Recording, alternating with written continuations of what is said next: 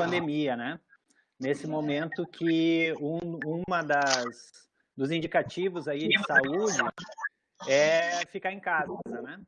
Então a gente pensou esse título, Fique em Casa, como uma pergunta, e a população em situação de rua e a pandemia, tá?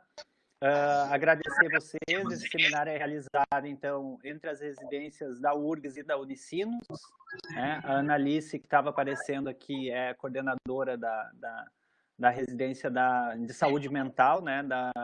da URGS, e eu estou, enquanto tutor de campo da residência de saúde mental da Unicinos.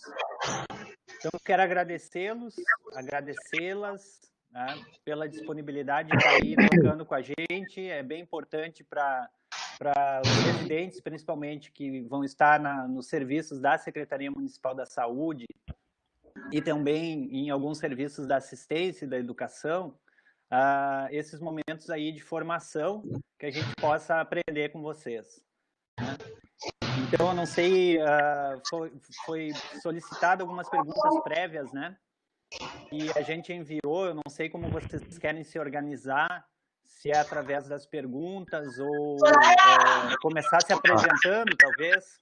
Pode ser? Acho que cada um se apresenta. Oi, eu sou o Fábio Saraiva, costureiro da Associação em Construção, FOP Rua. Boa tarde. Boa tarde, Fábio. Não vou conseguir pelo celular. Eu sou o oficineiro, coordenador do Conselho Local de Saúde de Operação POA, faço parte da Comissão de Saúde Mental de Porto Alegre e sou do GRC, faço um trabalho junto ao CAPS AD3, passo a passo.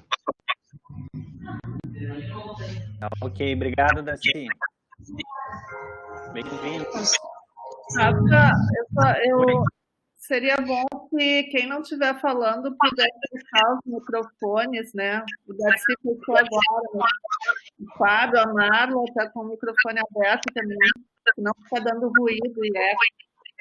Tá bem. Então, pedir para o pessoal que não está falando no momento, se apresentando, que feche o microfone, inclusive eu aqui, que estava com o microfone aberto, desculpem. Bom, então, boa tarde. Eu me chamo Patrícia Mônaco, trabalho aqui na Fundação de Assistência Social e Cidadania. E vou conversar um pouquinho com vocês, as perguntas que foram enviadas para a gente, sobre os serviços, ações e estratégias da assistência social. Ok, obrigado, Patrícia. Bem-vinda também. Marla, quer te apresentar, Marla? Oi, querido. Agora que eu estou conseguindo aqui me conectar, está me ouvindo legal aí? Eu estou num jeito aqui. Boa tarde. Boa tarde a todos e a todas. Muito bom estar aqui. Saudação, Letícia. Que bom a gente se ver pelo menos por aqui. E é isso, não é, Rafael? Acho que todos, eu estou aqui me conectando ainda, assim, com... agora que eu enxerguei a Letícia, tudo bom, Letícia? Coisa boa. Tudo bem, boa tarde. Depois eu me apresento. Muito legal, então. Eu sou tutora, não é? E professora no programa de residência em saúde mental da Unicinos. E trabalho no núcleo, especificamente no núcleo profissional ali do serviço social. E compartilho com o Rafa essa experiência aqui multiprofissional, né? De formação, de ação. E então, uma saudação a todos. Era a apresentação, Rafa, porque eu não estava ouvindo, é isso? Ok. Isso mesmo. Ok. A Letícia, então. Boa tarde, pessoal. Eu trabalho na Secretaria de Saúde, sou assessora da política de saúde para a população em situação de rua e vim hoje aqui poder conversar com vocês um pouco das nossas ações enquanto Secretaria de Saúde, junto com a minha colega Silvia, que deve estar por aí, né? e a gente poder, então, estar pensando juntos um pouco, né, o que a gente tem feito, o que a gente ainda pode fazer. Então, a gente agradece muito o convite, né, agradece esse espaço para poder refletir. Acho que os residentes mandaram as questões aí, que a gente, bem interessante, né, bem problematizadoras. Então, muito obrigada. Nós que agradecemos pela disponibilidade de todos vocês. O Darcy tinha caído, a Silvia está aí também, ela, não sei se ela quer se apresentar. Oi, boa tarde. Boa tarde. Está me ouvindo? Sim. Tudo bem, Sim. meu nome é Silvia Mendonça, trabalho aqui na Secretaria Municipal da Saúde, na coordenação da POP Rua. Bem-vinda, Silvia. Bem-vinda. Obrigado aí pela disponibilidade. Obrigada a vocês pelo convite. Então tá, gente, eu não sei, vocês receberam então as questões, né, formuladas pelos residentes, a Patrícia já falou, enfim, né, que espero que tenha dado tempo de circular entre vocês as questões formuladas, né? Sim, E eu acho que a gente pode começar por aí, assim, né? Vocês mesmos elegerem quais questões querem começar, né? Uhum. E aí a gente vai conversando.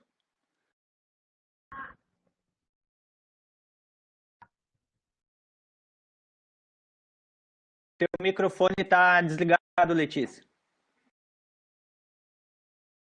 Acho que pensando na própria política, né, de saúde da população em situação de rua e também na política de proteção, né, ela é feita para os usuários. Então, acho que a gente dá voz primeiro para os usuários, né? Acho que tem questões aí que os residentes enviaram, que querem ouvir os usuários, né? Então, eu acho que a gente pode passar a palavra aí para o Fábio, para o Darcy. Ótimo. Vocês todos concordam, mãe? Sim, perfeito. Eu vou pedir para quem está com o microfone aberto, daí de fechar para não dar ruídos enquanto. Vou fechar o meu aqui também.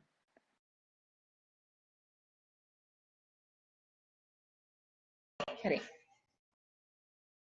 Pode começar, Darcy, com a criação do construção, né? Que aí depois a gente vai emendando uma resposta, uma pergunta por pergunta aí. Seria melhor. Tá bom. Tá tranquilo, Darcy? Darcy caiu, acho. Ele tá. Pode falar. Tá, podemos falar naquela primeira. Que é a da criação, né, da associação, como ela funciona e os objetivos dela, que no final, quase no final do programa do Mais Dignidade, que nós fazíamos os cursos de arte, artesanato, costura, aí quando estava chegando no final, nós decidimos, achamos melhor dar continuidade nesse projeto e criamos uma associação de construção, né? Com funcionamento, como nós não tinha nenhum espaço, nenhum local assim, aí através do pessoal do projeto, nós conseguimos aí um espaço temporariamente para continuar dando continuação nesse trabalho, e o objetivo é fazer com que o curso dê alguma coisa para outros moradores de rua, né, para sair de não ficar sem fazer nada, arrumar um emprego, uma geração de renda, algo para sair dessa situação que é estar na rua, né? Aí nós resolvemos fazer essa associação em construção, nós escrevemos, fazendo bastante contatos, nós vamos em feiras, vendemos nosso trabalho e expandimos nosso serviço. Já fizemos muitos outros, já se apresentamos em feira, em faculdade, nós é assim, continuamos para ver se crescendo. Estamos recém no início, né? Não estamos lá naquela altura ainda, né? Caso o Darcy quiser completar aí alguma coisa que eu me esqueci, Pop Rua.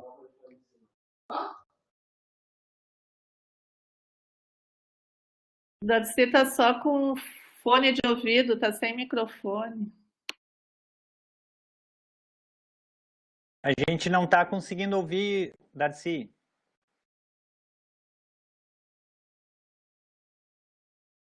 Oi? É melhor sair e entrar de novo. É que o Darcy já saiu e entrou diversas vezes, só que ele está entrando sempre com o fone de ouvido e não com o microfone. Ele precisa sair, quando for entrar, autorizar o microfone e não o fone. Ele não está te ouvindo ainda. Ele saiu. Tá, vamos aguardar.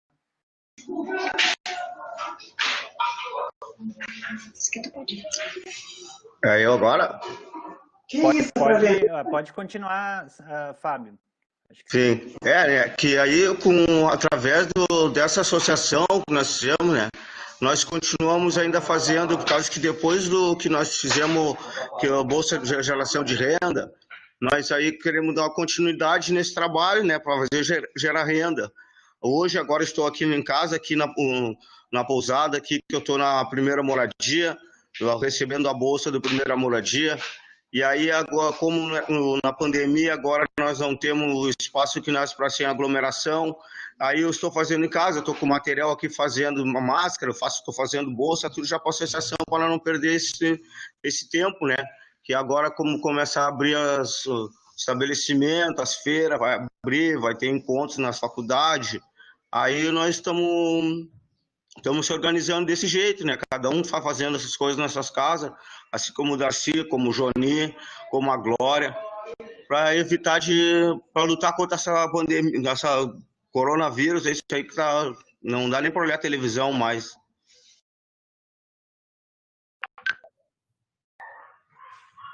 Um momento complicado, né? É horrível. Agora vai melhorar um pouco. Alguém está me escutando? Estamos. Sim. Bom, como eu estava falando, a nossa primeira ata, ela foi feita logo no final do programa Mais Dignidade, quando a gente se desligou do Mais Dignidade. Foi feito dia 4 de setembro de 2019. Estava eu, o Fábio, o Joni e a Glória. Então a gente fez mais ou menos só um acerto entre nós ali, como é que nós íamos começar a trabalhar. Dividimos por comissões, no caso, o Fábio e o Joni ficaram com a produção, a Glória com a comercialização e eu com a administração. Nós decidimos alguns horários, que no fim foi por água abaixo, porque deu todos esses problemas, mas a nossa diretriz, no caso, como associação, era toda baseada na economia solidária. Então, a gente trabalha sempre em cima do que é a economia solidária, que seria que todos têm o mesmo valor de voto e veto, todos têm mesmo direitos e deveres como participantes da associação. Os valores a serem divididos seriam em partes iguais, ninguém teria uma autonomia, quer dizer, é justamente uma administração horizontal e totalmente, mas assim, totalmente sobre a economia solidária. Todos teriam o mesmo poder de voto e veto. Isso aí que foi bem bacana. E a gente se organiza, estamos se organizando nesse sentido, né? Aí fizemos uma ata, um estatuto, né? Fomos bolar bolamos o estatuto nesse formato, tá? E depois dali a gente teve que dar uma parada, porque faltou um pouco de verba, e depois veio a pandemia, cada um se afastou, foi para um lado e outro, mas agora estamos retomando de novo as nossas funções, estamos retomando de novo, como a gente pode, no caso, como o Fábio estava falando agora há pouco, aí cada um pega a sua tarefa, leva para casa, faz, depois a gente se junta, faz o que tem que fazer, comercializa e tal, faz na mesma divisão desde o início, né? Esse foi o jeito que a gente resolveu para se organizar.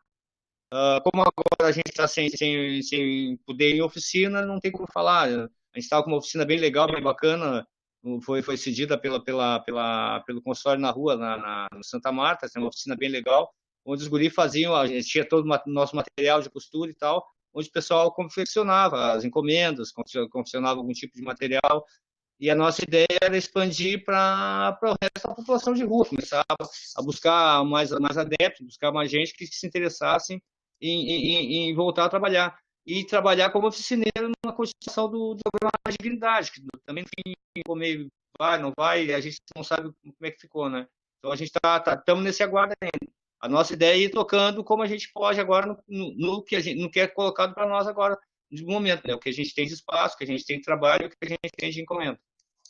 É assim que a gente está trabalhando por enquanto.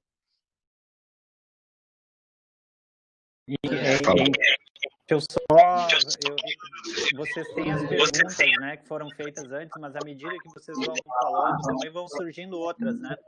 E aí eu estava aqui pensando, o Fábio falou que está confeccionando máscaras agora, né? Como geração de renda. Para quais lugares, assim, essas máscaras estão indo, Fábio? Para os trabalhadores da saúde, enfim, qual é o destino, assim, que vocês têm conseguido comercializar, assim, essas máscaras, né? Isso é uma pergunta que me ocorreu. Como é que está sendo isso, assim, da saída das máscaras, né? Aqui, boa tarde, Fábio, de novo.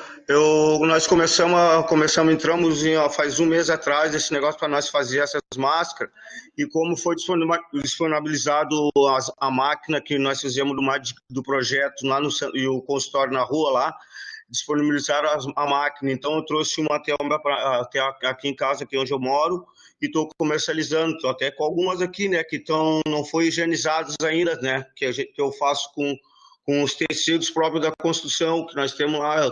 Tem algumas que eu não coloquei elástico, e aí eu fico fazendo, como seria até melhor, por causa que até em casa está saindo mais produtivo, porque lá no consultório a gente tinha a sala liberada para nós às quarta-feira, né? Então seria um dia. E aí agora com esse negócio de quarentena, até uma das coisas boas, né? Que eu faço em qualquer horário, às vezes eu vou lá, olho uma televisão, venho, fecho mais uma máscara, vou lá tomar um café, coisa boa toda hora, faço um papá.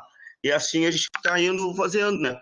Por causa que se nós fizesse só num dia, seria muito atrapalhado, não teria, assim como o Johnny tem na casa dele, ele está fazendo.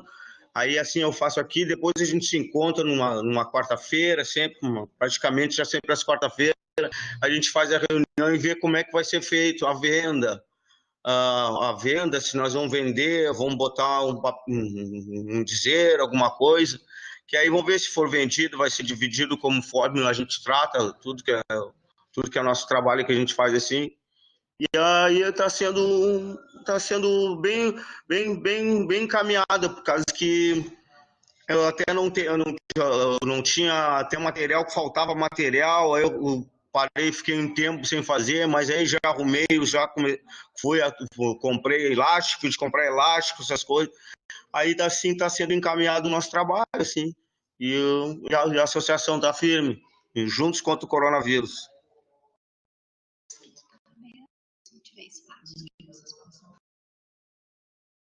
E também, assim que nem eu estava comentando agora com a Letícia, também falta não é que falte, né? Fica difícil de ter o lugar assim, porque hoje é muita gente que está fazendo as máscaras e vendendo máscara. Aí eu até pensei, né? Eu estava pensando em entrar em contato com os meus colegas aí, para ver se a gente, se fosse vender, nós fazer um preço 2 por 5 e deixar para fazer essa venda, esse negócio em posto de saúde, fazer em parada de ônibus, tudo assim, um lugar acessível onde que eles estão precisando mesmo, né? Mas não chegar aí numa favela e vender máscara. Tem gente vendendo 10 a 15 reais uma máscara aí que nós todos estamos precisando, né? Isso que eu achei que nós vamos entrar em contato para ver o que nós vamos fazer realmente com as máscaras todas, né? Legal. Vamos passar para as perguntas, então, pessoal? Pode ser? As questões que foram formuladas. Eu acredito que nem todos os residentes e os convidados, o pessoal que está presente aqui no seminário, conhece as perguntas. Assim, daí eu acho que era legal vocês, além de responder, poder também ler a pergunta, né? Enfim, as questões.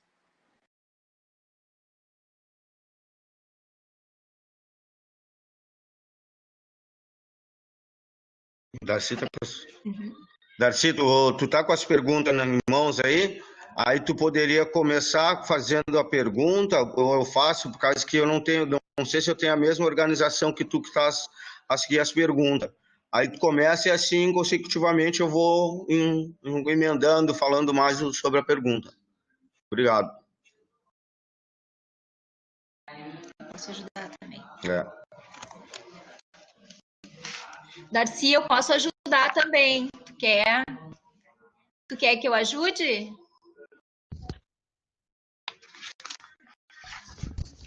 Pode ser. Pode ser? Assim, uma das perguntas... Tá. Era como é que a população em situação de rua está acessando serviços de saúde, acessando serviços de assistência durante a pandemia, né? Que estratégias vocês têm feito para acessar, enfim, se esse acesso está sendo, né, de acordo com o que vocês estão buscando, para vocês falarem um pouco sobre isso.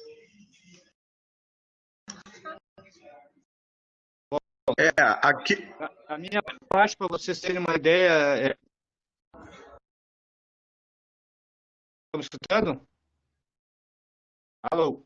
Estou ouvindo. Estou ouvindo. Sim. Tá, aqui na minha região, aqui, ó, esses postos, essas são a gestão do GHC. Então, todos eles disponibilizaram um telefone para WhatsApp, tá? Para consultas preliminares, no caso, para explicar o que está acontecendo, se pode ir no posto ou não. E eles têm um canal, eles abriram um canal com todos o pessoal da assistência primária, no caso, né? Médicos de família, que eles estão fazendo, eles fizeram um grupo com todos os que são atendidos, então a partir daí a gente fala, a gente dialoga, o que está acontecendo, o que não está acontecendo, o que está rolando, o que vai ter de promoção, quando é que tem a vacina, quem pode ser atendido, como pode ser atendido, qual horário e tudo. Então a gente está fazendo quase que como é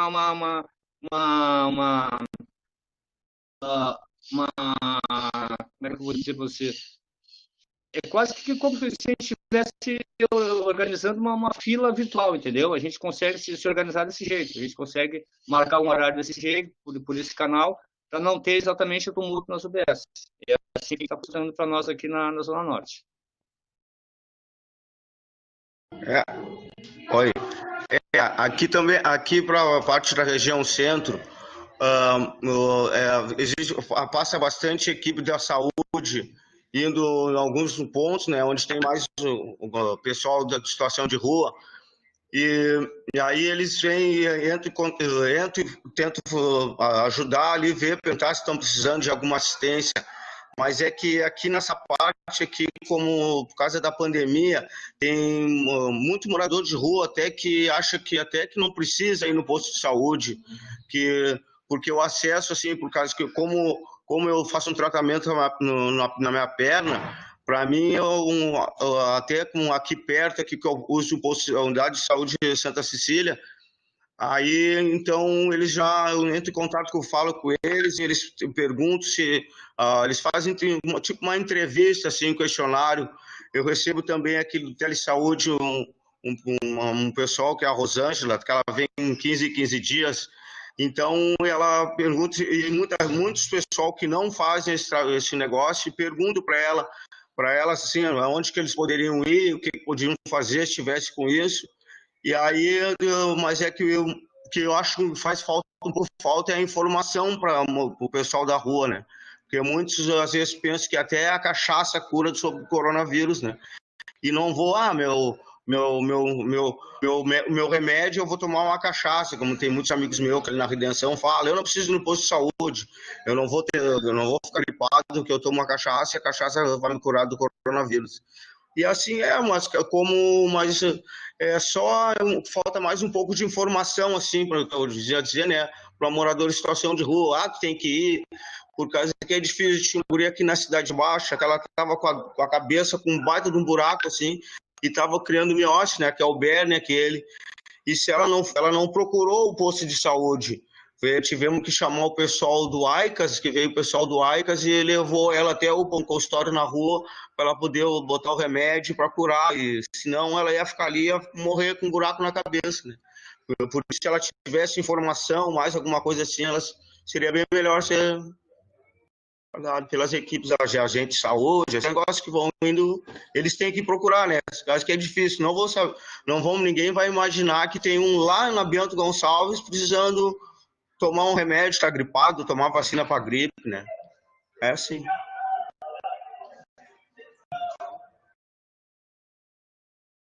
E aqui na Zona Norte, a respeito do pessoal da população de rua, no caso, existe o consultório na rua do GHC. Eles fazem incursões diretas, eles têm um horário específico para cada região. Um exemplo assim, agora de tarde na sexta-feira, geralmente eles costumam dar uma volta lá na Praça México. Aí nas outras semanas eles fazem as voltas onde tem maior concentração de população de rua, população na rua. Então esse boca a boca, quando alguém precisa, eles vão procurar. Aí quando alguém, nem fala disso assim, às vezes a pessoa tem ali, mas ela está descrente, não, o humano sabe que ela está precisando de uma ajuda, mas ela não tem que procurar. Então o que acontece? O próprio peregrino, ele avisa, fulano de tal está em tal lugar, assim, ele está passando mal, quem sabe dá uma volta lá. Então o pessoal se desloca para lá e procura fazer um atendimento, né? Mas é sempre com essa ressalva aí que o Fábio falou, por falta de informação, às vezes acho que o corote vai ajudar, acho que o cachimbo vai ajudar, não, eu dou um cachimbo aqui, tá tudo certo, e falta um pouco de informação, realmente, falta um pouco de mais conscientização. A gente nota em toda a grande Porto Alegre também, uma coisa notória, fecharam as águas, quer dizer, uma coisa básica que tem que ter água, não está tendo acesso à água, por A ou por B, não sei o que está acontecendo, isso aí teria que dar uma olhadinha, o que está acontecendo, por que foi cortada a água para a higiene no atendimento. E o atendimento hoje da população de rua em Porto Alegre, por exemplo, eles colocam mais ou menos em 2.000 e poucos, mas 2.000 pessoas é mais ou menos 20% da população de rua de Porto Alegre. Que mesmo o mapa que a gente fez, quando a gente fez o projeto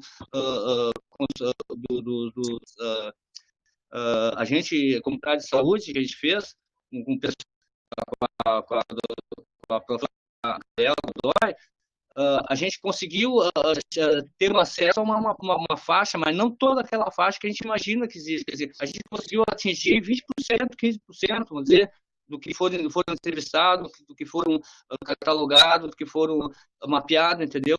E a gente sabe que é muito mais. Então, tem uma grande defasagem na assistência da população de rua em Porto Alegre. Exatamente, tem bastante mesmo, é notório, a gente vê que a falta de assistência está muito grande. Os próprios centro pop que funcionam, eles não funcionam como deveriam funcionar, tipo assim, se tivesse uma assistência psicológica mais forte, umas oficinas de trabalho para capacitação, simplesmente um local, uma assistência legal, tá certo? A pessoa pode chegar lá, pode tomar um banho, pode fazer uma alimentação, um café, alguma coisa, como era no top 2 e tal, mas não é, vai ser sempre isso, sabe? Vai ser sempre essa mão estendida, e não é justamente o que a maioria da população de rua quer. Ela quer ser capacitada, ela quer ter uma oportunidade de emprego, ela quer ter uma oportunidade de mostrar o seu trabalho. Foi um dos motivos que a gente tentou, e a gente está conseguindo, está ainda trancos e barrancos, eu não sei até quando a gente vai conseguir, com a Associação Pop Rua, justamente para fazer essa capacitação, para fazer esse resgate da pessoa saber que ela sabe, ela tem capacidade de fazer, ela tem capacidade de trabalhar, ela tem capacidade de ser protagonista da sua própria história, sabe? Não tem que estar pedindo toda hora um café, um banho, um aluguel social, entendeu? Essa diferença, esse o elo que está faltando para melhorar o atendimento, a assistência à população de rua em Porto Alegre.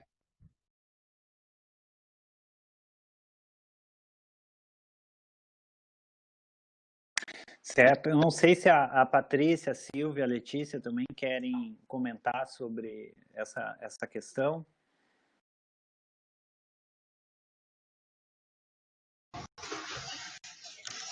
Bom, eu acho que o Darcy, o Fábio, quando ele traz na fala dele um recorte interessante da possibilidade que a gente tem de trabalhar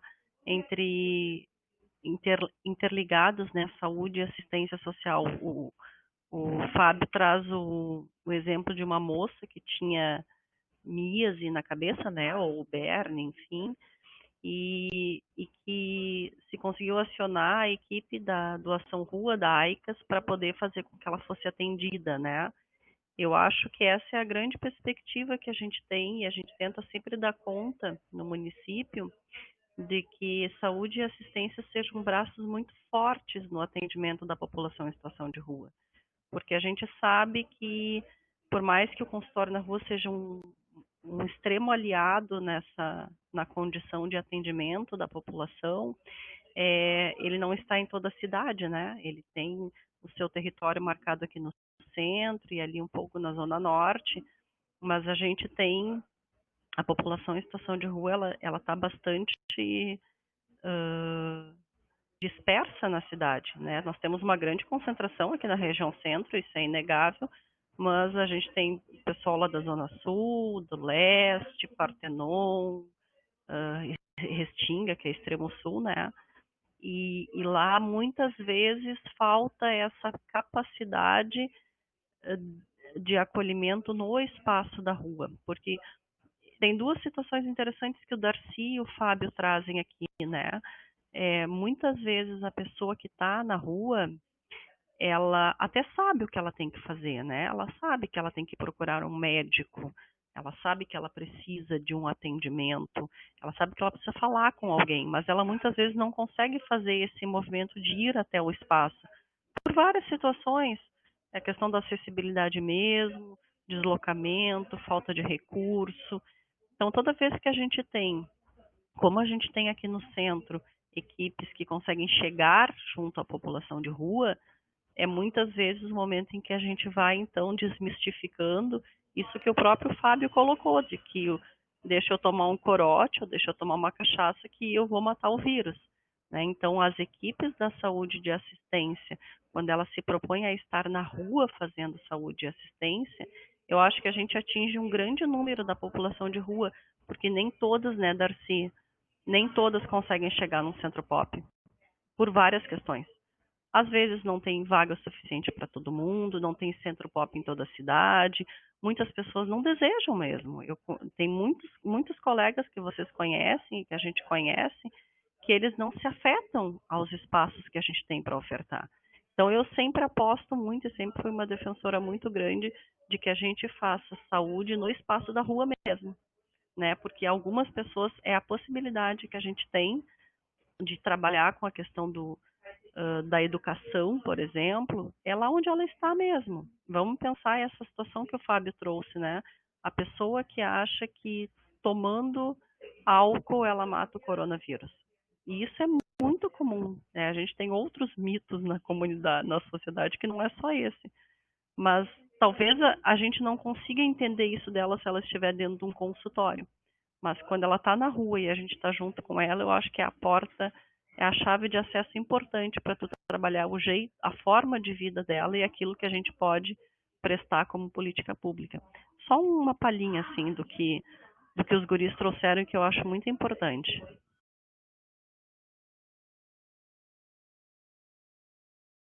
Aproveitando esse gancho da Patrícia, a respeito das colocações do Kimba e do Darcy, já aproveitando para responder uma das perguntas ali que nos foram feitas, que é a respeito do plano municipal, né, o que na nossa visão ele trouxe de avanço assim, para a cidade, né, e para a população em situação de rua, e o que a gente acha ainda que poderia melhorar. Então, assim, eu creio que tanto as pessoas que são atendidas hoje, quanto as equipes da assistência, quanto da saúde, consideram que um dos maiores ganhos desse plano foi efetivamente esse trabalho conjunto da assistência com a saúde, porque sempre foi considerado assim a saúde dentro dos seus estabelecimentos, né, dentro das unidades de saúde, dentro dos hospitais, dentro dos postos, e a assistência às equipes de abordagem, no caso, na rua, né, fazendo a abordagem da população em situação de rua. Então, quando eles precisavam de alguma coisa da saúde, eles tinham que se dirigir até esses locais. E a gente está tentando inverter essa ordem agora, a gente está tentando justamente trabalhando sempre para que a saúde vá até a população em situação de rua, seja com a equipe do consultório na rua, centro, que é diretamente ligada, então, aqui à prefeitura, né, sendo com as unidades mesmo, especialmente essas pessoas que foram beneficiadas com a Bolsa Auxílio Moradia, que estão nas residências, né, então elas são acompanhadas por alguém da equipe da saúde e a da assistência, e quando precisa qualquer intervenção, a gente trabalha fortemente para que essas equipes vão juntas fazer esse acompanhamento. Então, a Letícia poderá me ajudar, né, nessa exposição, assim, mas é o que a gente considera, assim, um dos maiores ganhos, é isso, sabe? Eu acho que isso é o que fica definitivamente, assim, para a cidade, é o fato de trabalharem juntos para a população em situação de rua, para facilitar o caminho de acesso à saúde, para facilitar que eles consigam um tratamento que tem muitos agravos, a gente sabe disso, né? E que isso fique e que cada vez melhore mais. A gente trabalha sempre para que melhore esse acompanhamento conjunto.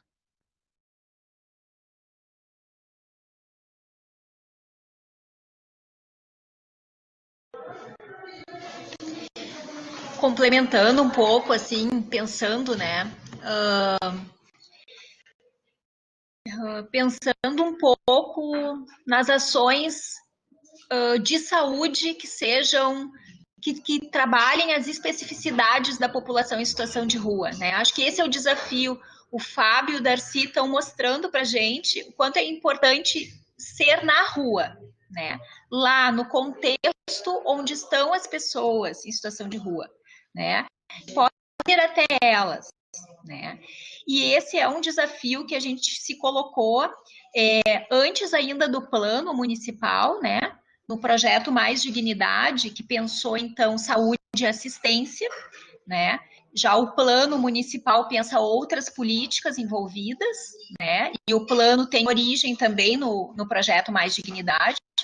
Mas lá na origem do projeto Mais Dignidade, a gente ouviu o consultório na Rua Centro, a gente ouviu o MNPR, e isso era apontado, né? A importância de ações na rua. E por isso, né, lá na escrita do projeto está escrito equipes juntos na rua.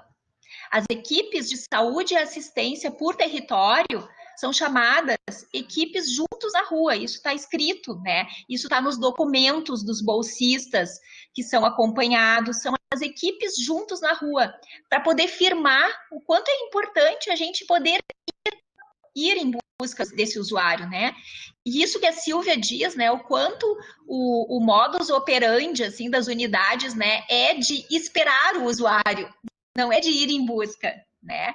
É uma lógica centrada dentro da unidade, não é uma lógica voltada para fora da unidade, né? E o quanto a gente pensa uma política de saúde para a população em situação de rua tá nessa lógica do fora, tá nessa lógica do território, tá nessa lógica da abordagem integrada com a assistência, né? Porque eu preciso saber da história, né? Eu preciso saber da família, eu preciso saber da história de vida, das vulnerabilidades sociais que também diretamente afetam as vulnerabilidades de saúde, então não tem como separar, mas a importância de fazer a abordagem na rua, né? E isso está previsto, né, no projeto Mais Dignidade, a ideia de aumentar as abordagens na rua. E aí, já respondendo uma das perguntas, né, quais são os avanços e desafios do plano, né? O plano, ele veio reforçar, né, essas ideias do projeto Mais Dignidade de Juntos na Rua. E a gente ainda segue com o desafio de abordar juntos na rua, tá? Esse time, né, e às vezes até os recursos, né, não é na mesma batida, né? A gente, enquanto saúde, unidades de saúde, né, a gente conta muito com os agentes comunitários de saúde, né? Hoje em dia, a gente tem, não na totalidade, mas a gente tem, assim, em todos os territórios, agentes muito comprometidos e com a clareza de que a visita domiciliar é também visita na rua, né? Uma moradia não convencional, né? Que ele também é meu usuário, que ele também precisa ser discutido lá na reunião de equipe da unidade, né? E assim também os demais profissionais da unidade poderem reconhecer a importância de tanto discutir as questões sociais quanto as questões de saúde para poder produzir saúde, né? Então, assim, isso ainda é desafio, abordagem na rua, tá? Por quê? Porque às vezes é desafio fazer VD, né? Pela simples dificuldade de fazer VD mesmo, né? Na pandemia agora, a gente tem a orientação de que os agentes comunitários não façam, a não ser, né, a VD, a não ser em casos específicos, né, que a gente visualize ali uma certa urgência, assim, nesse atendimento em casa, né? E a gente conseguiu contar com alguns agentes comunitários, algumas unidades nessa época de pandemia, tá? Mas a gente vê que ainda é muito estratégico as equipes de consultório na rua, né? Que todo o nosso tensionamento com o projeto para que as unidades de saúde, né, cumpram aí o seu dever, né, de poder acolher os seus usuários do SUS, que se incluem os usuários em situação de rua, né, que a equidade do SUS seja realmente efetivada, né, ele avançou, mas ainda tem muito a avançar, tá? O que a gente vê? A gente vê que aumentou o cadastramento. A gente vê que aumentou o cadastramento, né, de usuários em situação de rua, mas a gente tem desafios ainda, por exemplo, enquanto gestão, né? A gente não tem um marcador do eSUS para as unidades de saúde, para a gente poder ver se tem um maior número de acesso dos usuários de saúde nas unidades. A gente consegue ver esse acesso do consultório na Rua Centro, do consultório na Rua do GHC, mas das unidades não, né? Claro que eles sabem, às vezes nominalmente, eles sabem os seus usuários, mas assim, em termos de registro, né, em termos de vigilância em saúde, de monitoramento,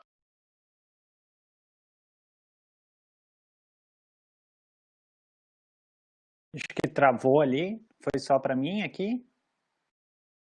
Não? Travou. Tá.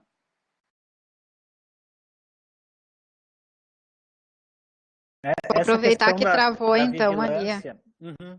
Fala, pode falar.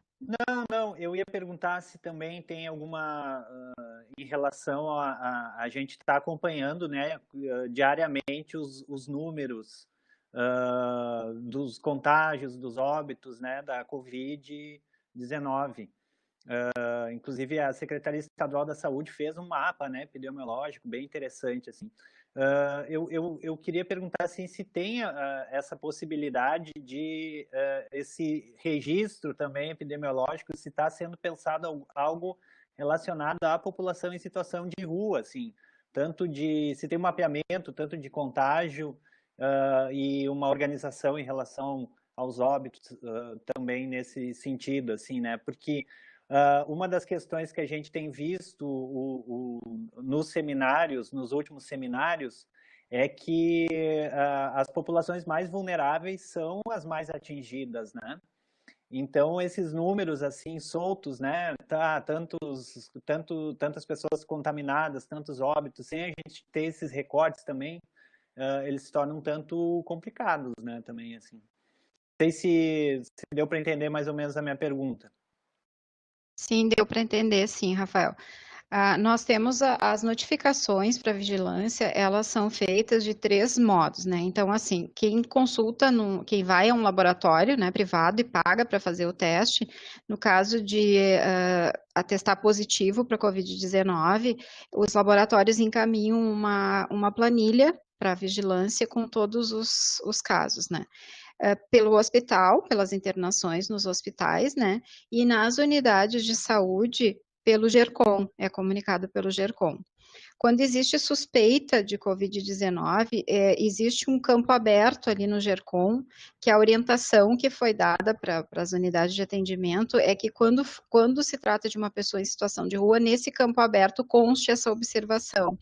Até para que se possa ter um contato da pessoa para monitorar, né, para acompanhar, para ver se de fato é o Covid ou não, e naqueles que não têm telefone, vai o telefone do consultório na rua ou da unidade onde que eles estão vinculados para poder ser feito esse acompanhamento.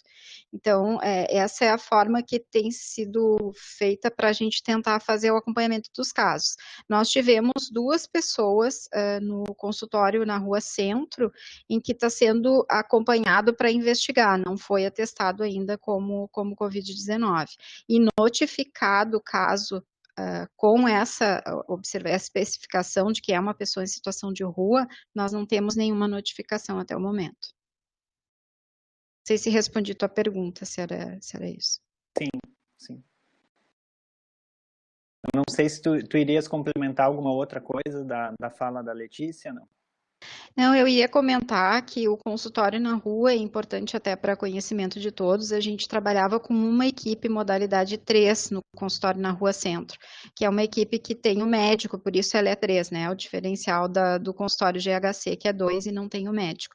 Agora, a partir do dia 22 de abril, eu acho que foi, se não me falha a memória, nós estamos com 2 equipes de consultório na rua. E o que isso muda no atendimento à população, né? Ele muda porque antes eles atendiam pela manhã na base, lá no Santa Marta, e à tarde eles faziam as abordagens na rua. Agora, como são 2 equipes, eles ampliaram o horário de atendimento, que passou a ser das 8 às 18 sem intervalo, que antes era das 8 ao meio-dia e das 13 às 17. Agora é direto das 8 às 18, sem intervalo de almoço, e essas equipes se dividem. Uma fica o dia inteiro na base, a outra fica o dia inteiro nas abordagens na rua. Então, isso aumentou bastante a possibilidade de atendimento, né?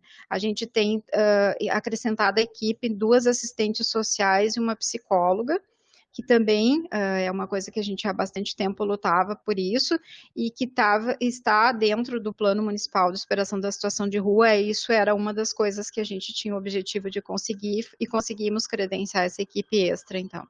Então, aumentou a possibilidade de atendimento. Era isso que eu queria complementar. Rafa, Oi. eu acho que é a Camila que está falando. Eu acho que a Jaque da EPA conseguiu entrar.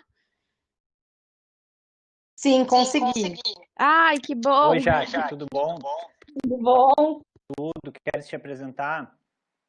Bom, oi, eu sou Jaqueline Juncker, professora da Rede Municipal de Ensino, mais especificamente dentro dessa rede de ensino, professora da Escola Municipal Porto Alegre, EPA, né, que é uma escola que atende e garante ensino fundamental para pessoas em situação de rua em Porto Alegre.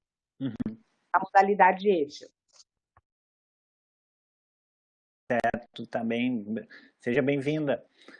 Inclusive, eu me lembro que tinha uma pergunta relacionada a essa articulação aí entre a Secretaria Municipal da Saúde, né, e a educação. Tem uma pergunta que foi encaminhada especificamente para mim, que é como que a EPA está trabalhando nesse momento com os estudantes no período da pandemia, né? Eu anotei ela aqui. Como está sendo a aproximação da EPA durante a pandemia, né? Ela ficou dividida em 2 momentos. Num primeiro momento, a gente teve a ajuda da SMET, da Secretaria Municipal de Ensino, com os valores, o repasse dos alimentos para nutrição, né? E, portanto, a partir do dia 19 de março, nós passamos a atender os nossos estudantes no portão, sem ingresso, para lavagem de mãos, higienização e receber nutrição. Tá? No início de abril, meados de abril, o secretário de Educação encerrou todos os repasses, né, nesse sentido da alimentação escolar, e a escola, então, teve que se organizar e reduziu, então, esse atendimento para 3 vezes por semana, segundas, quartas e sexta, com a distribuição de quentinhas, tá? Nesses 3 dias, para os estudantes, certo? E lavagem de mão, possibilidade de higienização das mãos, assim. Porque hoje nós não temos mais nem funcionário da limpeza com a suspensão dos contratos. Os professores, então, se revezam em escala para vir nesses dias, e a gente, né, de lá para cá, de meados de abril para cá, na verdade, mantém essas quentinhas com a ajuda da solidariedade, da rede da sociedade civil, que nos doa valores e alimentos para que a gente pague a cozinheira, que era a cozinheira que tinha o contrato lá da empresa de limpeza, uma terceirizada, que hoje faz as quentinhas 2 vezes por semana, e a Beth, que é uma pessoa da sociedade civil, enfim, que faz as quentinhas na casa dela também, e aí na quarta-feira a gente atende desta forma. Na sexta-feira, a gente montou um esquema com os nossos estudantes de que a gente distribui um kit de sobrevivência. O que é o kit de sobrevivência? Além de artigos de higiene pessoal, álcool gel e tudo, nesse kit de sobrevivência vem alimentos que são possíveis mais fáceis de serem preparados na rua, com as condições que eles, enfim, conseguirem constituir. Dessa forma é que a gente tem atuado e mantido o vínculo com os nossos estudantes. Não sei se respondi, mas é isso. Tá ótimo, tá ótimo. Acho que sim, tá respondido, tá. Gente, assim, a gente tem as perguntas, eu não sei quantas mais ainda tem, que foram formuladas previamente, e a Maria Gabriela Godoy, professora da Escola de Enfermagem da URGS, mandou algumas ali no chat. Eu não sei se vocês estão acessando e se a gente consegue ter um tempo para falar sobre essas questões que estão sendo levantadas ali também. Eu não tenho acesso ao chat, não. Eu estou sem acesso. Eu não acesso também. Só complementando. Também não estou acessando o chat. Só complementando o que a professora Jaque falou, para vocês verem ele em cima da realidade do aluno. A gente busca em cima da realidade da pessoa, do indivíduo, porque nem todos têm a mesma realidade. Tem a facilidade de conseguir fazer o seu próprio alimento, alguns não, entendeu? Trabalhar em cima da realidade do usuário, da população de rua. Essa é a diferença, é isso que faz a diferença no atendimento, no cativar, no dar aquele, como é que eu vou dizer para vocês, dar aquela confiança ao serviço, entendeu? É uma das coisas que eu vejo muito no EPA, é isso aí, é o se colocar no lado da pessoa, se colocar no lugar da pessoa que vai ser atendida, o que aquela pessoa demanda, o que aquela pessoa realmente precisa. Isso é o diferencial.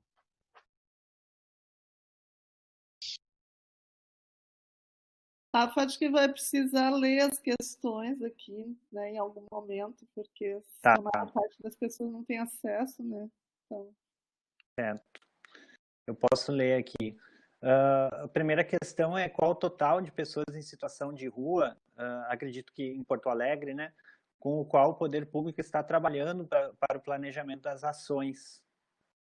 Se tem uma estimativa aí de quantidade de pessoas, né?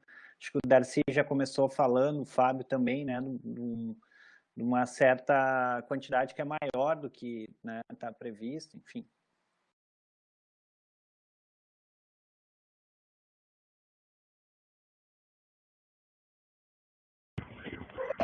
Bom, eu vou falar um pouquinho, então. Pode falar. Posso falar? Então, pode, assim, pode. Tá bem. Essa questão da quantidade da população em situação de rua, ela sempre é um quebra-cabeça, né? Ela sempre vem recheada com muitos questionamentos, né? Muitos vieses. Por quê?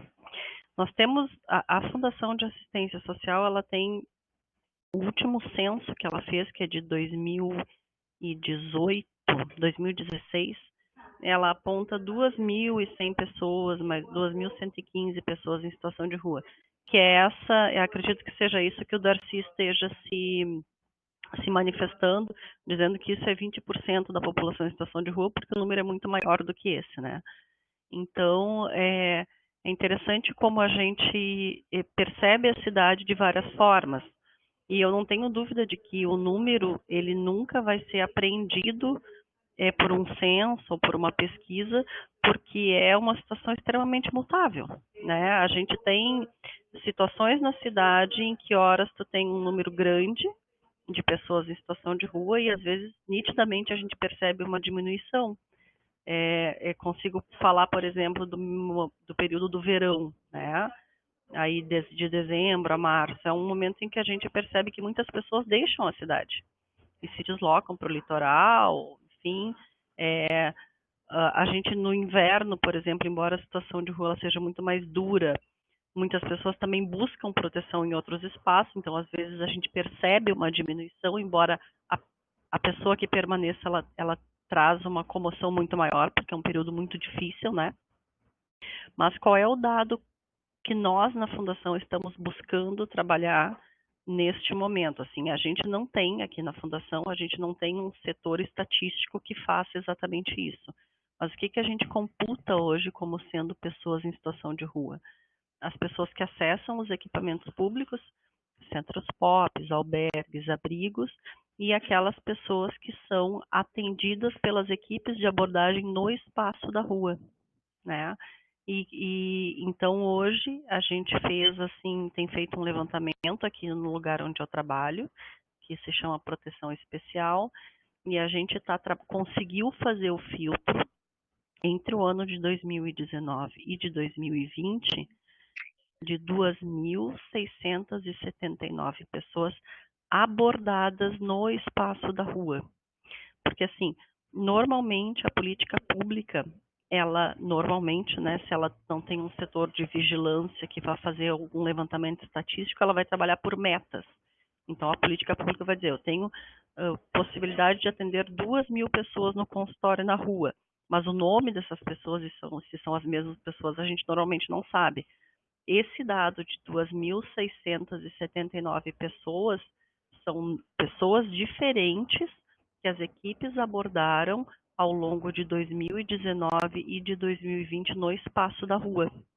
Esse número ele é muito parecido, e acho que a Silvia vai falar um pouquinho, com o número que tem de prontuários lá no consultório na rua também, né? Então, hoje a gente aqui na Fundação está trabalhando com este número, né? Agora é isso.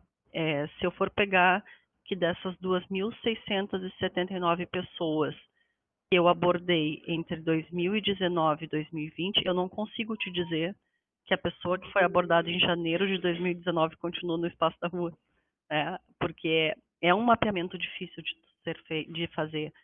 Poder dizer o número da pessoa em situação de rua, ele é muito circunstancial, ele é de um momento da cidade. O movimento que essa pessoa faz de entrar e sair no espaço da rua é que vai determinar como é que a política pública consegue aprender isso.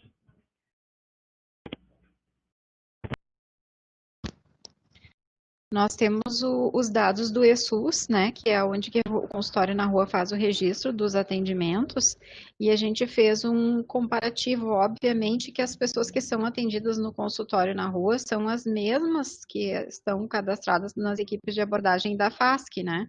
Não são todas, porque o consultório na rua abrange 18 bairros da cidade, então terão pessoas que não foram consultar no consultório na rua.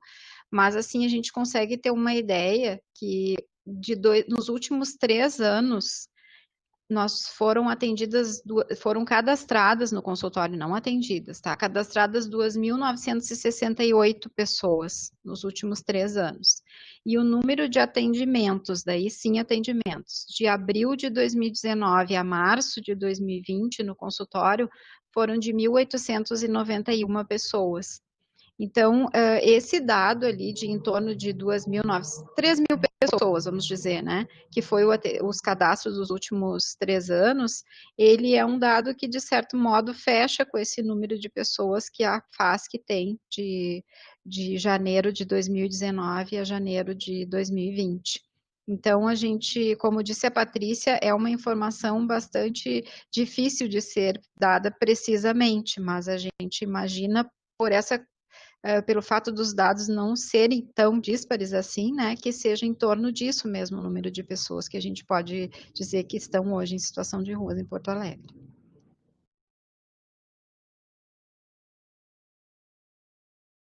A Analice sugeriu que eu lesse aqui, porque nós não vamos ter tempo de discutir todas elas, né? Enfim, nosso tempo é curto, hoje vai ser um pouco, né, 1h30. Então eu vou ler elas aqui, daí vocês fiquem à vontade para ver por onde comentam, enfim, se a gente consegue dar conta, tá? Então tem uma pergunta aqui que fala que em reportagem do jornal universitário da URGS, a FASC diz que atualmente estão com 341 entre a abrigagem e a albergagem. Se tem uma perspectiva de ampliação.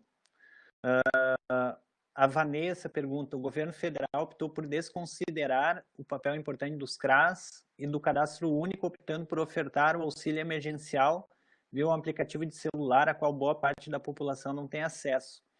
Como está sendo na prática o acesso ao auxílio emergencial para pessoas em situação de rua de Poa, de Porto Alegre? Quantas vagas estão sendo pensadas para pessoas em situação de rua sintomáticas, respiratórias, e quantas para a população de rua com maior risco para a Covid-19 pelas comorbidades? Acredito que se trata do grupo de risco, né? Qual é a oferta de ampliação de alimentação e acesso à higiene, água, sabão e banheiros que está sendo planejada? Foram lançadas 2 cartas por um grupo suprapartidário com mais de 30 entidades da sociedade civil entregues à Prefeitura. Qual a perspectiva de termos uma resposta oficial às demandas das cartas? Uma delas, abaixo assinada com 33 mil assinaturas. E a última da Maria Gabriela Godoy, como estão as remoções no decorrer da pandemia? Já que houve uma remoção que mobilizou bastante o grupo há 10 dias. Então, são várias questões aí levantadas, se vocês puderem dar um panorama geral, de repente, ou pegar algumas prioritárias. Eu não sei, a nossa prioridade vai ser responder as perguntas do chat ou vai ser responder as perguntas dos residentes que eles tinham enviado? Eu acho que as perguntas dos residentes, assim, daí depois, se der tempo, a gente pode passar por essas questões mais de planejamento geral. Tá. Né? Eu vou pegar uma pergunta que foi comum aos residentes e ao chat. Acho que a gente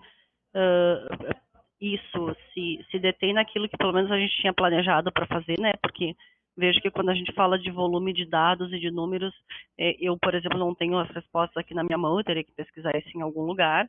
Então, eu vou, como aquilo que foi mandado pelos residentes eu já consegui me organizar para responder, eu vou falar um pouquinho do auxílio emergencial, né? Auxílio emergencial do governo federal. Então, assim, a forma eleita para pagamento do auxílio emergencial via APP, ela não é do município de Porto Alegre, né? Ela é uma forma eleita pelo governo federal. Então, assim, eu não tenho dúvida de que não só a população em situação de rua, mas grande parte da população brasileira tem muita dificuldade de ter acesso a um Android ou um smartphone, enfim, para poder acessar o benefício. E para a população em situação de rua isso se torna muito mais difícil, né? Muito, muito complicado. Eu estava conversando, antes de poder conversar com vocês, eu estava conversando com algumas colegas que trabalham nas equipes de abordagem e nos abrigos e nos albergues, e consegui levantar que em Porto Alegre nós temos mais ou menos 1.300 pessoas em situação de rua que têm direito ao auxílio emergencial de 600 ou 1.200 reais do governo federal. O quanto dessas pessoas conseguiram sacar esse valor justamente justamente em razão do formato dele, né, que é via aplicativo, a gente não sabe precisar. Mas, não, entende? Eu não tenho como dizer que as 1.300 pessoas vão ter acesso, elas tiveram direito. Agora, se elas vão conseguir acessar esse benefício, a gente não sabe, porque esse realmente é uma dificuldade muito grande. Eu estava conversando, por exemplo, com a minha colega Maluane, que trabalha na AICAS, que é um serviço de abordagem do centro. Ela me disse que uma estratégia que esse serviço achou foi de disponibilizar dentro lá da AICAS computadores e telefones dos próprios trabalhadores para que as pessoas pudessem ter acesso ao benefício, né? E depois, conversando com outras colegas, eu percebi que na rede de assistência esse tem sido o lugar comum, assim. Os serviços, né? Os centros POPs, os abrigos, as equipes de abordagem, por iniciativa deles, assim, eles disponibilizaram dos recursos que eles têm para que as pessoas pudessem ter acesso, mas não foi criado nenhuma forma de condição para que isso fosse dispendido para todas as pessoas, né? A minha colega Maluane, então, estava me dizendo, e eu realmente desconheço, que a pessoa, para ter acesso ao benefício, ela tem que se cadastrar no site com um número de celular. Então, isso significa que nós não teríamos, por exemplo, dentro de um serviço, 600 números de celular para que cada um pudesse ter acesso. Então, isso vai um pouco da boa vontade ou da estrutura que o serviço consegue dar para aquelas pessoas que ele atende.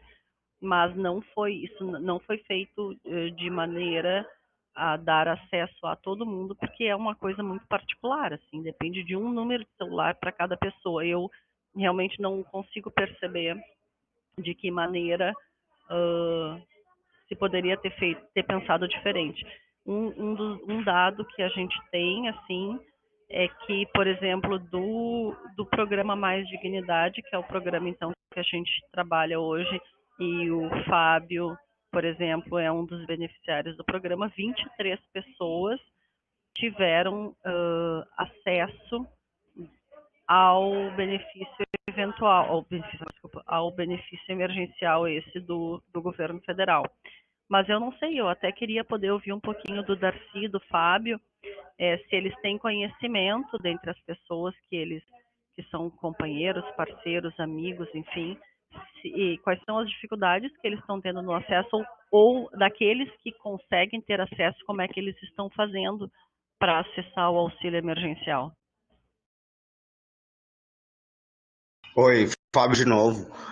Sobre esse auxílio emergencial, né, que tá agora, esse último saque, agora do segundo pagamento, em moradores de rua, assim, né, e até quem tá porque, vamos dizer assim, que, por exemplo, eu recebi a primeira parcela no final de maio, e agora, no final de abril e maio, agora eu fui pegar minha segunda parcela e não estava depositado, né?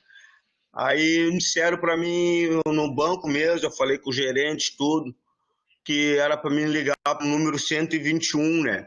Que é do Ministério da Cidadania. Aí tentei entrar em contato, não consegui, por causa que parece que tem só um horário para poder, que eles atendem esse número, que era depois das 1 hora, 2 horas.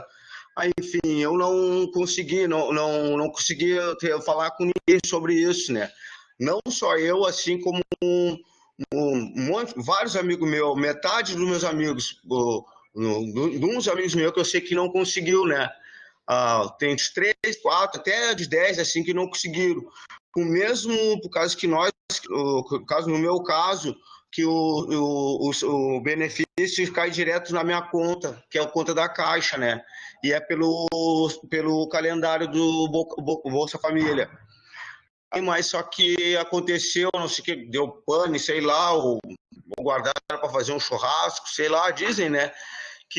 Porque o pessoal que é o final 6, né? O pessoal do final 6, que também é do cadastro único, conseguiu fazer o saque. E muitas outras pessoas do cadastro único também não conseguiram. Tem pessoas que têm o cartão do Bolsa Família, da Caixa, até com o cartão da Caixa, que é o meu caso, não conseguiram, e tem muitos que só com a identidade também não conseguiram, e alguns conseguiram. Então, muitos acham e não chegam nem a ligar, caso que ontem mesmo, eu estava aqui na Santana, aqui, e um camarada meu também não conseguiu fazer o saque. E tentou ligar, aí até que nós encontramos, não me lembro agora o nome do rapaz, ele trabalha com assistência, ele disse que para mim, né, assim como já teve várias outras desculpa, né, ele pegou e disse, não disse que ele seria culpado, né, mas ele disse que a partir do próximo dia 5, eles vão começar a efetuar esse pagamento, né.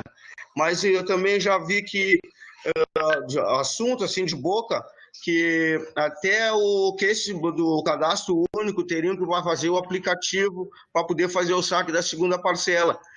Aí, assim como a Patrícia disse, né, que muitos moradores de situação de rua não têm acesso à internet, a ligar, fazer aplicativo, até assim mesmo, nem sabem como fazer, né? E acabam também fico meio ressabiado, porque ele pode dar dados, às vezes não tem o CPF ou está faltando alguma coisa.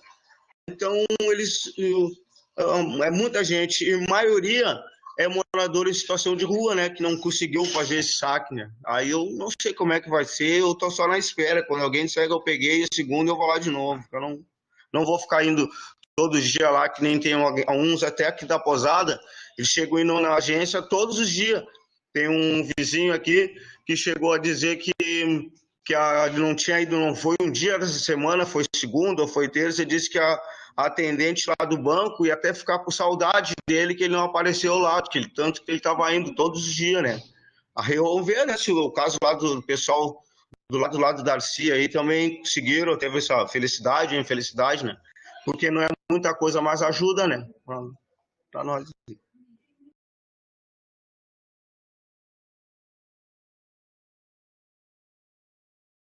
Bom, no meu caso, eu tive várias situações aí do pessoal conversando comigo, como é que funciona, como é que não funciona. Na realidade, não precisa cada um ter o seu smartphone. Ele simplesmente vai precisar dos dados, que ele vai ter que ter uma confiança na pessoa que vai fazer esse registro para ele, aguardar a data hábil, né, que o governo coloca o governo federal coloca para saque. E a partir dali é gerado um número de código. Aí naquele número de código que é gerado na própria Caixa, que aconteceu comigo, porque eu tenho conta na Caixa, mas como a conta é conjunta, não entrou direto na minha conta, eu tive que ir lá, a menina gerou um número, a partir daquele número eu fui no caixa eletrônico, que tem uma opção auxílio emergencial, eu consegui fazer o saque do meu auxílio, do primeiro, né? No segundo eu não fui ainda. Explicando para vocês que esse auxílio emergencial, eu fiz no meu aparelho, eu fiz do meu irmão, que não tem smartphone, e da minha esposa, que o smartphone dela estava no conselho, então não tinha como. Então eu consegui fazer de 3 e os 3 receberam. Eu recebi, a minha esposa recebeu e o meu irmão também recebeu dele. Não necessariamente cada um precisa do número. É uma questão de orientação. Eu estava pensando o seguinte, por que o governo municipal, no caso, né, se fosse para pensar na situação, não disponibilizou um canal nas assistências para a população de rua fazer isso aí, mas um canal oficial, não como agora a Patrícia falou, que cada setor resolveu fazer por conta, aquela história toda, fizeram na boa vontade e tal. Isso aí deveria ter sido disponibilizado um canal com assessoria, com treinamento para o pessoal poder se inscrever, poder tentar. E quem não tivesse com o CPF em dia, poderia ter sido feito um mutirão, ou pode ser feito um mutirão ainda, porque até junho dá para fazer a inscrição, não vai perder essas 3 parcelas, e resolver esse problema. Mas teria que ser um troço que fosse, como é que eu vou dizer para vocês, fosse divulgado, porque senão, por exemplo, o DIL está fazendo, aí vai todo mundo lá no DIL, não, o outro está fazendo, aí não tem acesso ao DIL, porque é só 200 pessoas que podem entrar naquela história toda, entendeu? Fica um troço muito coisa assim, elitizado, parece só que as pessoas que frequentam aquele local vão ter acesso a essa informação. Eu acho que deveria ter sido colocado por cidade, ainda mais as cidades grandes que tem bastante população de rua, um canal, um setor para isso aí, sei lá, nos abrigos, no restaurante popular, alguma coisa nesse sentido aí que concentra mais a população de rua, para fazer esse tipo de trabalho. Que, como foi dito, muitos têm acesso a isso, têm direito a esse auxílio, e sequer sabem, isso aí vai passar em branco, eles vão perder esse dinheiro, e cada centavo para a população de rua vale um prato de boia. Você sabe que se não tivesse agora não, mas na época se não tivesse uma moedinha de R$1, não almoçava. E hoje olha a diferença que faz. Pô, R$600 é um bom do rancho, um bom de se começar a se estruturar melhor, sei lá, ou até comprar um cobertor mais quentinho agora para o inverno. Deveria ter sido criado, ou deve ser criado, um canal nesse sentido aí, para orientar e direcionar a população de rua para todos eles terem acesso, todos que têm direito, né, no caso, terem acesso a esse auxílio emergencial. Não existe a desculpa de cada um ter o seu smartphone. Isso aí pode ser feito num só. A partir de cada um colocar os dados concretos do que precisa. CPF, nome da mãe, acessório todo, dados de nascimento. Isso aí a maioria sabe. É só uma questão, de repente, do CPF não tá atualizado, tem que atualizar. O meu irmão estava com o CPF dele, não estava atualizado, a gente foi ali na Receita Federal, no Chocolatão, em 15 minutos eu saí com o papel dele ali com o CPF dele. Na descida da secretaria, eu já fiz o cadastro dele e já recebeu. Vocês estão entendendo? Não existe toda essa burocracia, existe uma falta de informação, existe informar melhor a população de rua para ela ter acesso a esse benefício.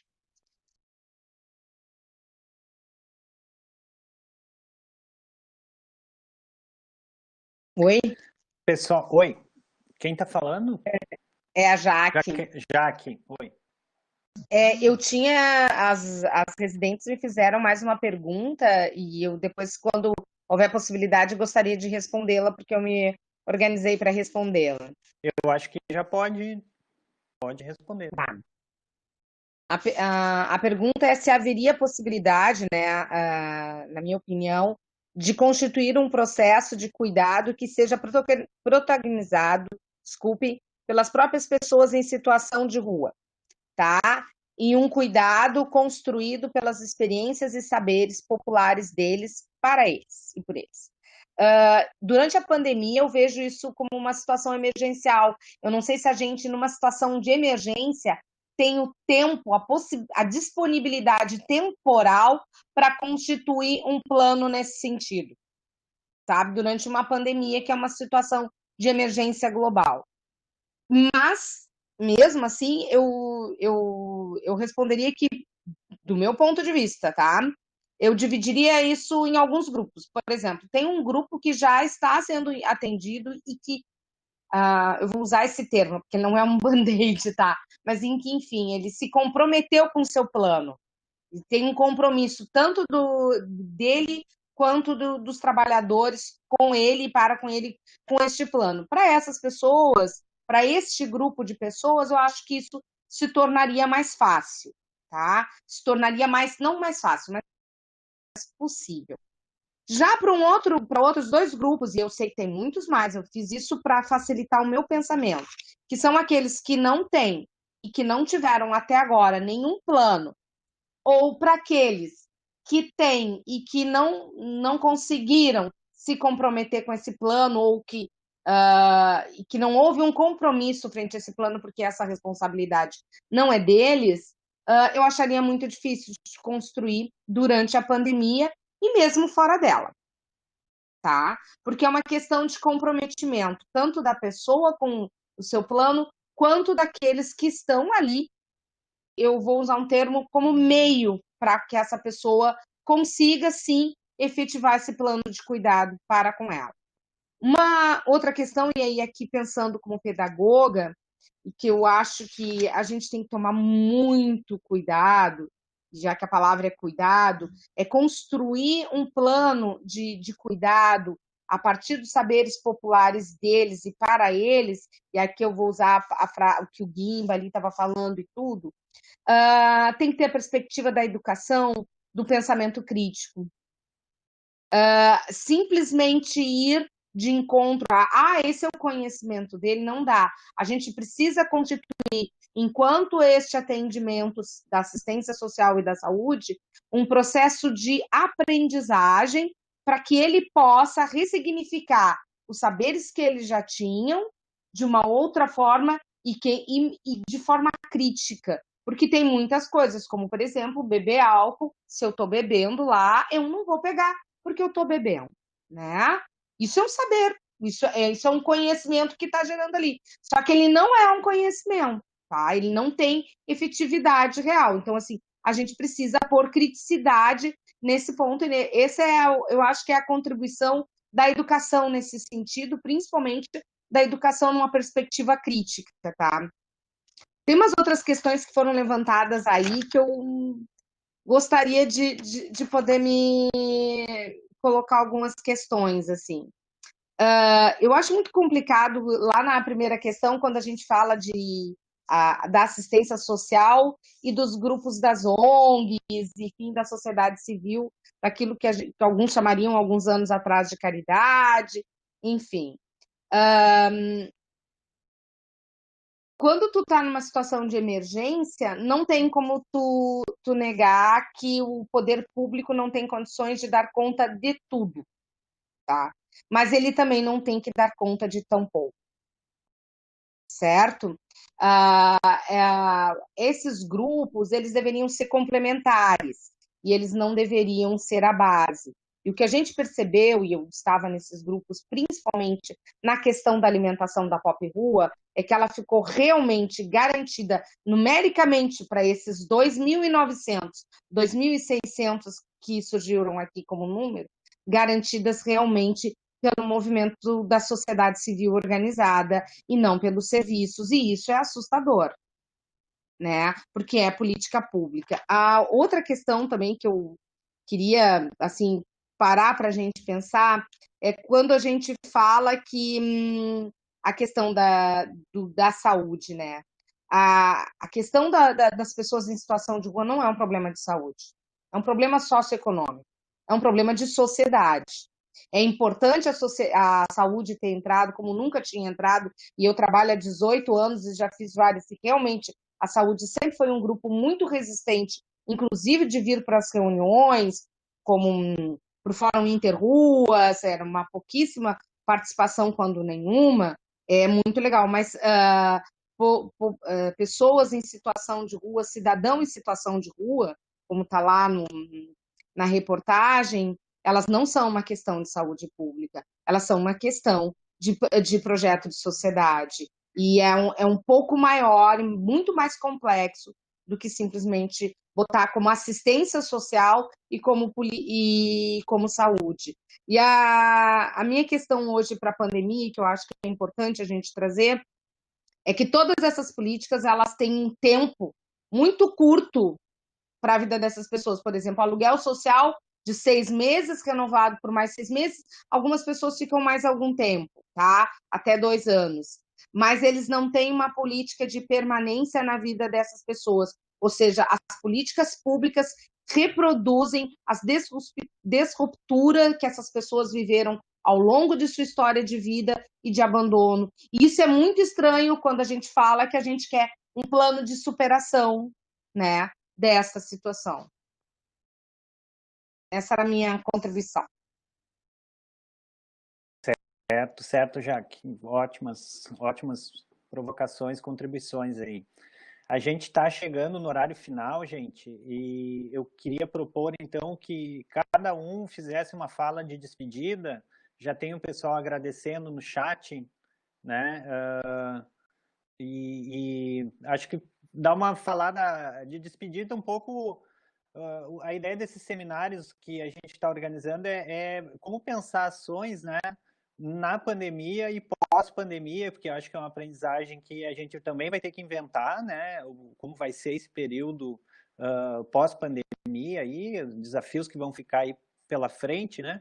E talvez uma fala direcionada um pouco aí para os residentes, né, para as pessoas que estão em formação e que tanto vão para serviços depois, a gente espera, né, da assistência, né, da educação, enfim, né, podem ir para vários rumos aí, mas também da saúde, né? Talvez uma fala final que pudesse pensar um pouco essa relação aí, o que a gente pode pensar em relação à população em situação de rua nesse momento pandêmico, né? E pós-pandêmico aí, os desafios aí que a gente está enfrentando. E agradecer a disponibilidade de vocês. Eu quero dizer que é bem importante a gente, né, a gente sabe que sexta-feira é um dia complicado, né, a gente sabe que a agenda de gestão não é uma agenda fácil, né, então agradecer a Patrícia, a Silvia, né, o Fábio, o Darcy, a Jaqueline e a Letícia por estarem aqui com a gente, né, um diálogo bem intersetorial, né, então a gente tem aí também a presença dos usuários que para nós é muito caro e muito importante, então quero agradecer vocês pela disponibilidade aí também, em nome das residências aí da Unicinos e da URGS. Não sei se a Ana vai querer falar depois. Pode ser uma fala final? Pode sim. Então deixa eu começar e ela é bem rápida. Acho que a Jaque faz um apontamento interessante entre a necessária convivência harmônica e paritária entre sociedade civil e poder público, né? E olhando a forma como a sociedade se comportou em relação à pandemia, né? Não só em relação à situação de rua, mas as pessoas mais vulneráveis, a gente percebe que sim, o poder público precisa fazer muitos investimentos, muito mais investimentos do que a gente tem hoje, mas também a gente não tem como não olhar e ver que não fosse o braço da sociedade civil organizada, a gente não conseguiria atingir um número de pessoas que se tem nesse momento, né? A gente viu, assim, na cidade de Porto Alegre, o crescente número especialmente de ações na questão da distribuição de alimentação, de organização para distribuição de kits de higiene, enfim, se viu um volume grande de pessoas e entidades e organizações que complementam, ou às vezes até mais do que complementam, às vezes suprem um pouco daquilo que o poder público deveria suprir e que nunca vai ser totalitário, né? Isso não é uma realidade, eu acho que isso não é nem possível. Mas eu queria dizer um pouco isso, assim, a fundação, ela trabalha há muitos anos, eu acho que a assistência social tem isso muito marcado na sua história, do seu entrelaçamento com as organizações da sociedade civil, e nesse momento a gente se viu muito próximos e muito juntos, tentando fazer tudo aquilo que talvez a gente não consiga em tempos normais, de poder acolher da melhor forma possível e de proteger da melhor maneira possível as pessoas mais vulneráveis. Tivemos aí uma série de ações dentro da assistência social, algumas insuficientes, outras inovadoras, né? A Jaqueline mesmo fala da questão do auxílio moradia, e quando a gente fala em auxílio moradia por parte da assistência, ele nunca vai ser uma política de habitação, que para mim, o foco do nosso atendimento tem que ser política de habitação e não benefício de auxílio moradia, porque são coisas muito diferentes, né? Mas, de outra forma, a gente teve aí um avanço significativo que não se tinha há muito tempo no município de Porto Alegre. Hoje, a gente conta com, no mínimo, 400 vagas de auxílio moradia para a população em situação de rua. E agora, final de maio, nós incluímos 300 pessoas em situação de rua em auxílio moradia. Ele não é o que eu digo, não é uma política de habitação, ele não vai ser ad infinito o que deveria, mas ele dá aí uma margem para a gente pensar que uma parte interessante e considerável da população em situação de rua, ela não se adequa aos equipamentos como a gente conhece, ela não se adequa ao albergue, ao abrigo, ao centro pop, ela tem uma especificidade como sujeito e que não trabalha com a lógica de estar num ambiente institucional, mas quando a gente oferta um recurso como a moradia, esse sujeito se adequa.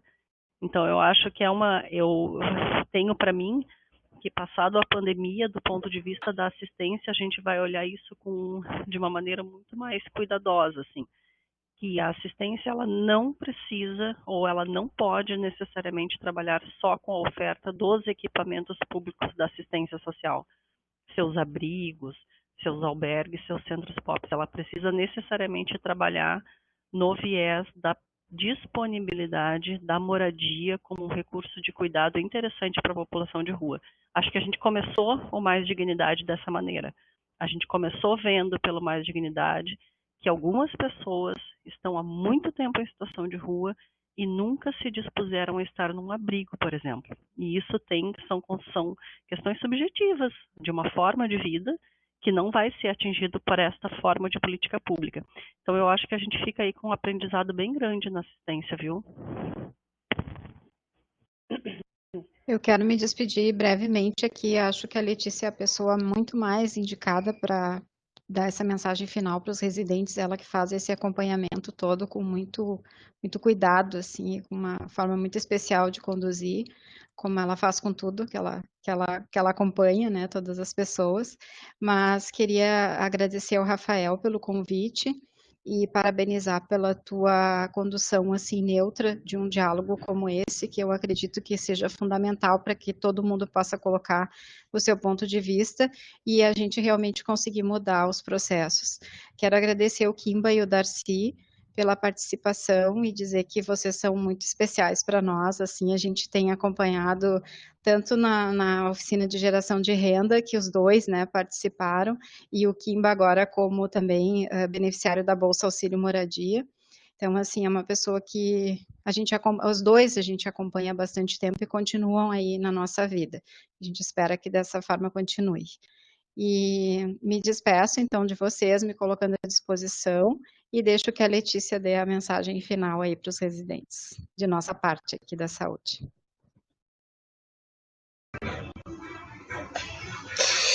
Então, pessoal, eu acho que a gente ficou devendo aí algumas respostas, né, que os residentes formularam de perguntas, e eu queria falar numa, assim, bem importante, que é a questão da inserção social, né?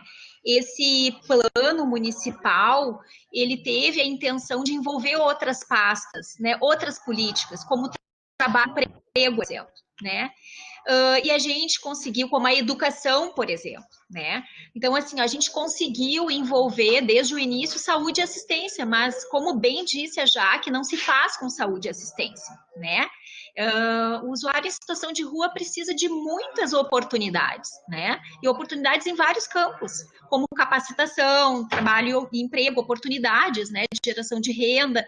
E para isso, a gente teve que, no miudinho, conseguir, né? E aí se conseguiu no Cine alguns dias especiais, né, de cadastramento, de dia D de oportunidades, mas aí a gente chega na sociedade civil, né? O quanto é importante a gente mobilizar a sociedade civil para olhar para as pessoas em situação de rua com potencialidades, né? Realmente com perspectivas, né, de que é possível a gente oportunizar e sim, elas se inserirem socialmente. Se a gente não mobilizar a sociedade civil, a gente não vai conseguir. Onde é que a gente trava, né? O Cine se tornou parceiro, os nossos usuários, pelo menos no projeto Mais Dignidade, fizeram entrevistas e muito poucos foram chamados, muito poucos mesmo, né? E aí a gente fica pensando, o que faltou, né? Então, assim, a gente precisa fazer essa discussão com a cidade. Então, é para além do público, né? Mas sim, a responsabilidade do público está dada. E eu acho que o plano ele teve isso de positivo, que é tentar envolver outras políticas, né? A gente teve mães sozinhas no Moradia Primeiro com seus bebês, né? E aí, assim, a inserção social, precisam de creche, né? Como é que a gente coloca na lista de prioridades de vaga na educação infantil, né? Quem está superando a situação de rua, né? Nós conseguimos colocar lá como priorização, conseguimos vaga para creche. Então, assim, foi pouca, foram 3 vagas que a gente conseguiu, mas a gente conseguiu. né? E a gente conseguiu fazer esse diálogo com o gestor da educação, né? E assim, ainda temos muitos desafios, é um início de caminhada, mas de que a gente possa envolver outras pastas, né? Como disse a Jaque, não se faz saúde para a população em situação de rua só com a política de saúde, né? A saúde no seu conceito amplo, né? No seu conceito. E aí fica o desafio para todos os residentes, né?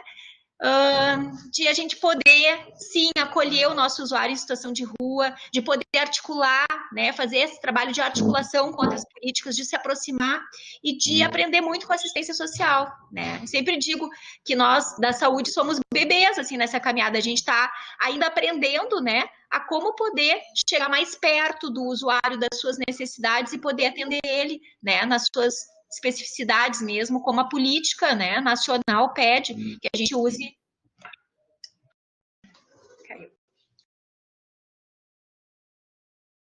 Certo. Fábio, Darcy. Oi, Fábio, acho que caiu. Darcy, quer fazer a despedida? Essa mensagem final?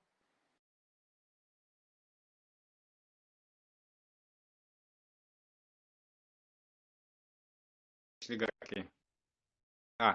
Não, eu queria agradecer muito, Rafael, a você e a todos os residentes que tiveram a ideia desse seminário.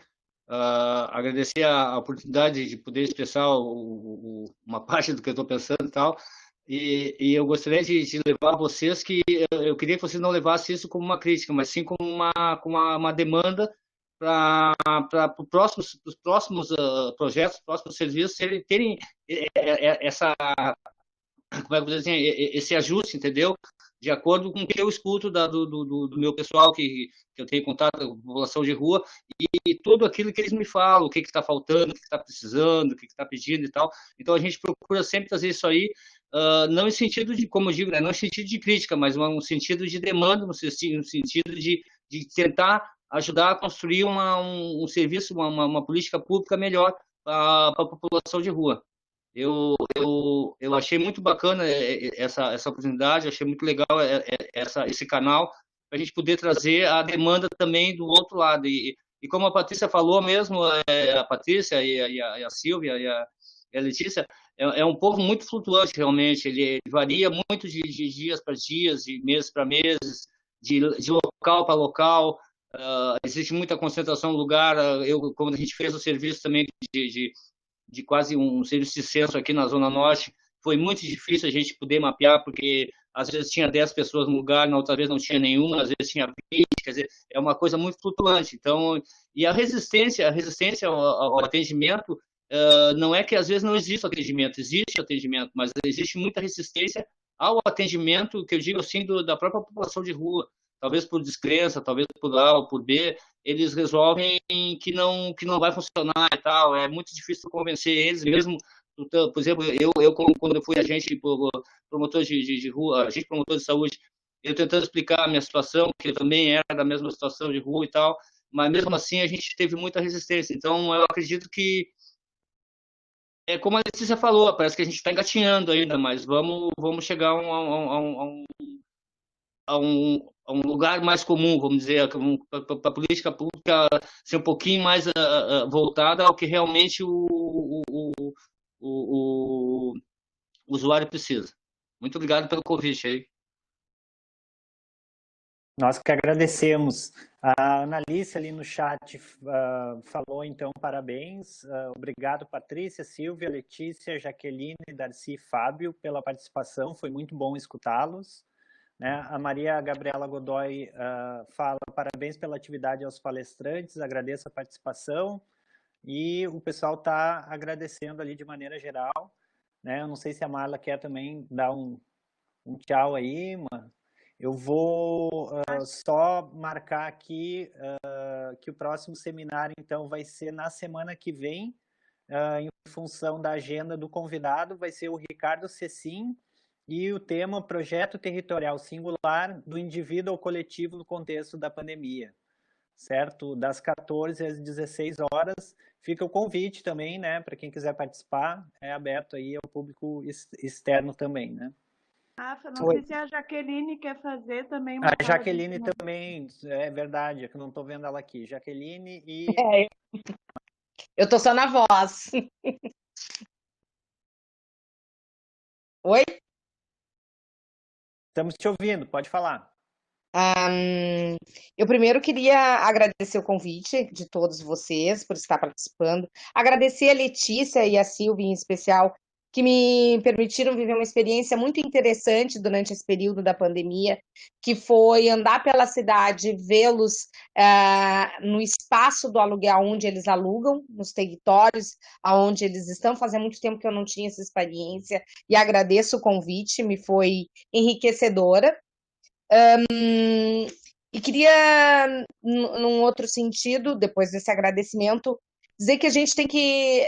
A pandemia seria importante que ela nos trouxesse a necessidade que realmente a gente tivesse uma política pública que fosse na cidade de Porto Alegre para o acolhimento, para o atendimento para as pessoas em situação de rua, que priorizassem, com certeza, a moradia, mas não a moradia naquela versão que a gente tem, que é encontrar Minha Casa Minha Vida, um modelo assim. Encontra um lugar para deixar esta pessoa lá, mas que leve em consideração os modelos que eles têm de sociabilidade e de exercício da vida de conviver entre eles. Acho que da minha experiência enquanto trabalhadora com pessoas em situação de rua, é que a gente trabalha um modelo muito branco, muito eurocêntrico, podemos usar todas as coisas para a questão da moradia para pop e rua, e que muitas vezes ela não dá certo, e que a gente consiga ultrapassar, sim, Patrícia, e com muita certeza, porque não existe política pública de moradia efetiva para a população de Porto Alegre, para essas pessoas em moradia. Se a gente pensar na pandemia, isolamento social, distanciamento social, lave suas mãos, tem um lugar para ficar, a gente abrange muito mais do que aquelas pessoas que a gente olha na calçada, mas também aquelas pessoas que estão hoje aí naquilo que não se dá para se chamar de moradia. Né? Que convém a nós, política pública, ou executores ou gestores, dizer que eles não estão em situação de rua, mas eles estão numa subcondição, né? E muito mais próximos da rua do que de uma casa, do que de uma moradia. E que essas moradias levem em consideração os modelos que eles têm de conviver em conjunto, sabe? Acho que isso é importantíssimo, em consideração o sistema socioafetivo, as ancoragens que eles têm, as territorialidades, porque senão não dá certo. E aí, mais uma vez, a gente leva a falha, que é uma falha da política pública, né, porque acaba sendo uma política de governo, para quem é, na verdade, a vítima de uma sociedade que não consegue ser justa minimamente. Então, assim, isso é importante e que seria um passo para a gente conseguir, sim, tornar possível. E a outra é dizer para os residentes, aqueles que forem vir lá para a EPA, que eu estou ansiosa para que as aulas possam retornar para poder aprender junto com vocês e a gente trocar bastante nesse período que a gente vai conviver. Sim, já que estamos ansiosíssimas. Que bom. Marla? Não. Ah, Marla, tu não tá com o microfone.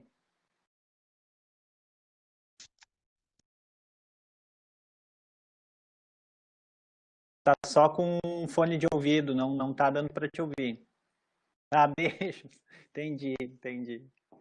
Então tá, gente, a gente agradece vocês, até passamos um pouco do horário, a gente pede desculpas aí, tá? O horário combinado com os convidados era até às 5h30, tá? Mas agradecer mais uma vez aí pela disponibilidade, por esse debate que a gente teve aí, por essa conversa, né? Eu tenho certeza aí que são muitas aprendizagens aí que a gente vem acumulando através desses seminários e tenho certeza que vocês contribuíram hoje bastante também para a formação dos residentes aí.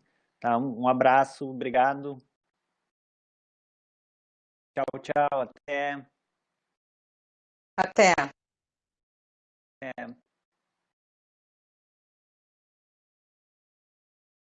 A Ana está escrevendo ali. Bom final de semana.